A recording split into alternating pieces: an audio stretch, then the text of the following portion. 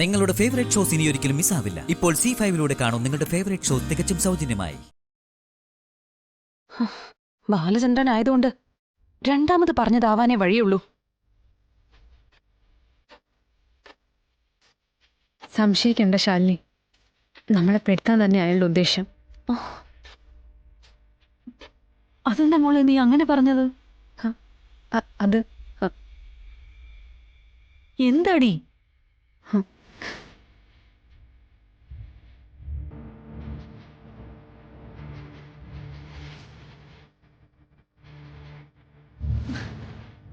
എടി എന്താന്ന് പറയേ.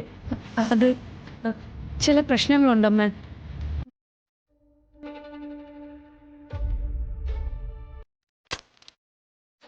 കാശ് ഈ മുദ്രപത്രത്തിൽ ഒരു ഒപ്പിട്ടേക്ക്. അതിൻ്റെ അടിയിലെ മൊബൈൽ നമ്പർ കൂടെ എഴുതിക്കൂ.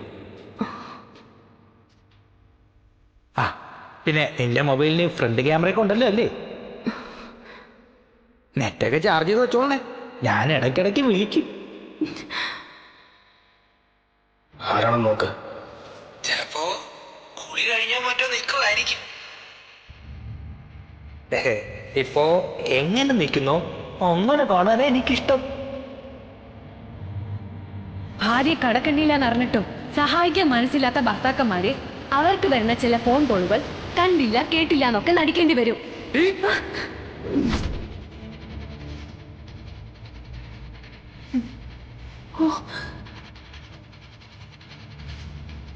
ഇത്രയും പ്രശ്നങ്ങൾ ഉണ്ടായിട്ട് നീ എന്നോട് പറഞ്ഞില്ലല്ലോടി. അമ്മയോട് പറഞ്ഞിട്ട് എന്താ പ്രയോജനം? പറയേണ്ടതും മനസ്സിലാക്കേണ്ടതും രാജീവ് സാറാണെങ്കിൽ ഒന്നും കേൾക്കാനുള്ള മാനസികാവസ്ഥയിലല്ല. ആദ്യം തന്നെ സാറിനോട് ഇക്കാര്യം പറയായിരുന്നില്ലേ ശാരിയേച്ചി? ആ സമയത്ത് സാറിവിടെ ഉണ്ടായിട്ട് വേണ്ട മോളെ. ആ സമയത്ത് പണം തന്ന് സഹായിക്കാൻ ആ ബാലേന്ദ്രനെ ഉണ്ടായിരുന്നുള്ളൂ. എല്ലാം കഴിഞ്ഞ് ഞാൻ തന്നതിനുള്ള പണം എന്നും പറഞ്ഞ് കയറി വരുന്നതിൽ എന്താ കാര്യം? ആവശ്യത്തിനല്ലോ പണം ഉപയോഗിക്കേണ്ടത്. അയാളെ കൊണ്ട് ഇങ്ങനത്തെ ശല്യം ഉണ്ടായിക്കോന്ന് പണം വാങ്ങുന്ന സമയത്ത് തന്നെ ശാരികേച്ചിക്ക് സൂചന കിട്ടിയതല്ലേ. പിന്നെ എന്തിനാ ചേച്ചി പണം വാങ്ങിച്ചേ? അപ്പൊ പണമായിരുന്നു ആവശ്യം. എത്രയും പെട്ടെന്ന് കൊടുത്തു വീട്ടി ആ കെണിയിൽ തലയൂരാന്ന് കരുതി. ബെസ്റ്റ്. എത്രയും പെട്ടെന്ന് എങ്ങനെ കൊടുക്കുമെന്നാടി? നീ സ്വന്തമായിട്ട് അങ്ങനെ ഒരു തീരുമാനം എടുത്താ എങ്ങനെയാ? പണത്തിന് ആവശ്യം ഉണ്ടെങ്കിൽ എങ്ങനെയാ ആരുടെയും കയ്യിൽ നിന്ന് അത് വാങ്ങാന്നാണോ? അമ്മയല്ലേ പറഞ്ഞത് ഈ താലി കാക്കാൻ ബാലേന്ദ്രനല്ല ഏത് പിശാചിന്റെ അടുത്ത് നിന്നും കടം വാങ്ങാമെന്ന്. എടി അതിനിങ്ങനെയാണോ? പിന്നെങ്ങനെയാ? അമ്മ അച്ഛനെ പോലീസ് സ്റ്റേഷനിൽ പിടിച്ചു നിർത്തിയിരിക്കുന്നു. ഒപ്പം നിന്ന് സഹായിക്കേണ്ട രാജീവ് സാറ് അമ്മയ്ക്ക് നെഞ്ചുവേദന എന്ന് പറഞ്ഞ് തക്കലേക്ക് പോയിരിക്കുന്നു. ഫോൺ വിളിച്ചാൽ പോലും അറ്റൻഡ് ചെയ്യില്ല. ഇന്ന് സഹായമായി കൂടെയുള്ള വിഷ്ണുവേട്ടനും ശാലിനിയും ഒരു കിടപ്പാടമില്ലാതെ തെരുവിലരയുന്നു. എപ്പോഴും ഒരു വഴി കാണിച്ചു തരാറുള്ള കുറുപ്പ് സാറാ ബാലേന്ദ്രന്റെ പേര് പറഞ്ഞത്. അർജുനേട്ടനെയൊക്കെ എത്ര കണ്ട് ബുദ്ധിമുട്ടിക്കുമെന്നാ. എന്തൊക്കെ പറഞ്ഞാലും നീ ചെയ്തത് ശരിയല്ലെന്നേ എനിക്ക് പറയാനുള്ളൂ. പിന്നെ ഞാൻ ആ സമയത്ത് എന്ത് ചെയ്യണമെന്ന് അമ്മ പറയുന്നേ? അമ്മയുടെ ഈ താലി കാക്കാൻ അമ്മയ്ക്ക് പണം വേണം. അത് ഏത് പിശാചിന്റെ അടുത്ത് നിന്നായാലും. അത് പിന്നീട് ഒരു കുഴപ്പമായി മാറുമ്പോ കുറ്റം പറഞ്ഞു വിട്ട് അമ്മയ്ക്കല്ല, പണം വാങ്ങിച്ചവർക്കാ. ഈശ്വരാ, ഭർത്താവിന്റെ പഴിയും വഴക്കൊക്കെ കേൾക്കുമ്പോ അമ്മയെങ്കിലും കൂടെ ഉണ്ടാവുന്നൊരു പ്രതീക്ഷ ഉണ്ടായിരുന്നു. എനിക്കങ്ങ് തൃപ്തിയായി. എടി ശാലിനി, നീ ഇത് കേട്ടോ? ഞാനെന്തോ വഴി വഴപ്പിക്കാൻ നോക്കിയതുപോലെയാണല്ലോ ഇവളുടെ സംസാരം. വഴി പഴച്ചിട്ടില്ല അമ്മ. അങ്ങനെയാണെങ്കിൽ അയാൾ എന്റെ പിന്നാലെ ശല്യപ്പെടുത്താൻ വരില്ലായിരുന്നു. രാജീവ് സാർ എന്നോട് പിണങ്ങിയില്ലായിരുന്നു. നീ പിന്നിനായ സ്ഥിതിക്ക് ഷാരിയയ്ക്ക് അമ്മയുടെയോ മറ്റാരുടെയും സഹായം ഒന്നും വേണ്ട. എടി, ബാക്കി എന്ത് ചെയ്യണമെന്ന് എനിക്കറിയാം. മതി ശാരികേച്ചി, ഒന്ന് നിർത്ത്. രണ്ടുപേരും പറയുന്നതിൽ അവരവരുടെ ശരിയുണ്ട്. എന്തായാലും ചെയ്യാൻ പാടില്ലാത്തൊരു കാര്യം ചെയ്തു വച്ചിരിക്കുന്നത്. ഒരു കുരുക്കില കൊണ്ടുപോയി തല വെച്ചിരിക്കുന്ന. ഇനി ഇത്രയും പെട്ടെന്ന് തല ഊരാനാ നമ്മൾ നോക്കേണ്ട.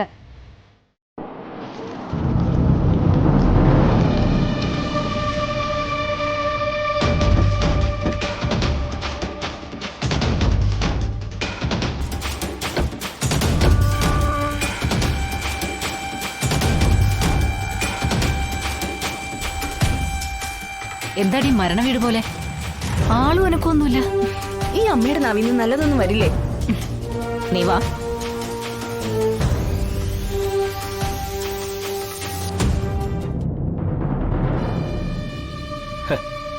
അത് തന്നെ മരണ വീട്.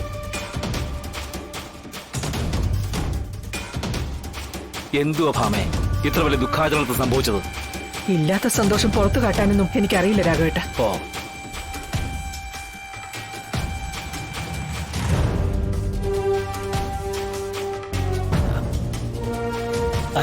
വസുമതിയോ? വാ വാ, വരണം.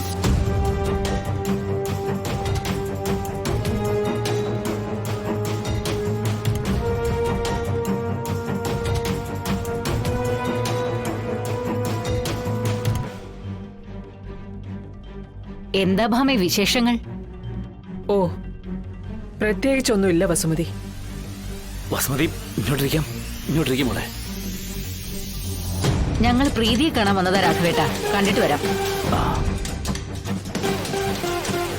വാടി.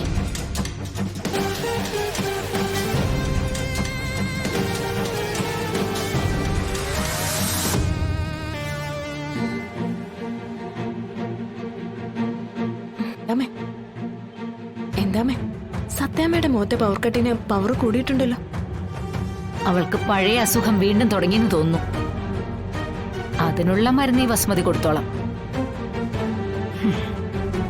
നീ വാ. ഭാമേ കുറച്ച് കൂടി പോകുന്നുണ്ട്. നിന്റെ വയതടക്കുന്ന മോളെ കാണാൻ അവര് വന്നത്. എനിക്കിപ്പോ ഇത്രയേ സൗകര്യമുള്ളൂ. വെഞ്ചാമരം വീശി സ്വീകരിക്കാനൊന്നും എനിക്ക് വയ്യ.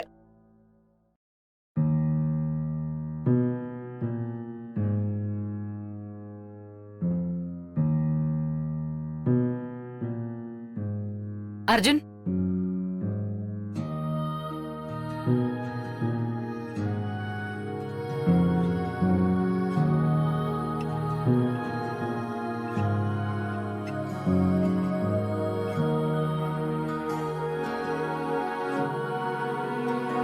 എങ്ങനെയുണ്ടടാ പ്രീതിക്ക്?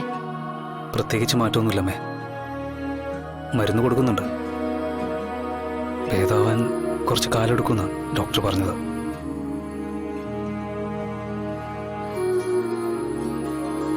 ഈ കിടപ്പ് കണ്ടിട്ട് സഹിക്കുന്നില്ലടാ. മോളെവിടെ അർജുനേട്ടാ?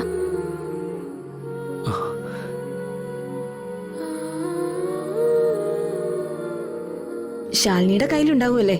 അവരെവിടെ?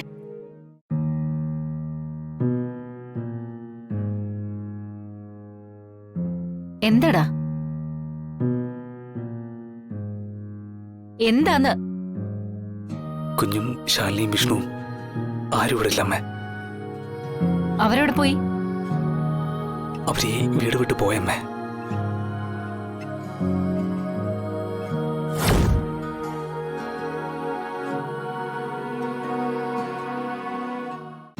ഡൗൺലോഡ് ചെയ്യൂ C5 ആപ്പ്. കാണൂ എല്ലാ എപ്പിസോഡുകളും സൗജന്യമായി.